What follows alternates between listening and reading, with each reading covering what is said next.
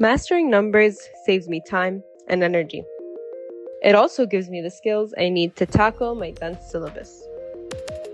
Racing through the last few questions of an exam and ultimately leaving some blank used to be a problem. It's not anymore. I don't make mistakes in my basic calculations, costing me easy marks. And I don't waste time repeating calculations because my answer wasn't in the options. My work is clear and easy to follow, so I'm always getting full marks on my exams.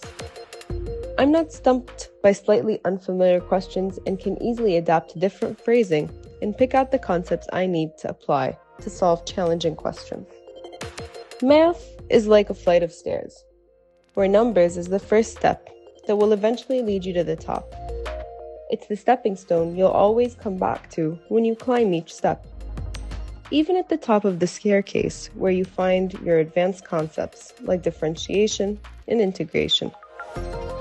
Numbers is the base for it all.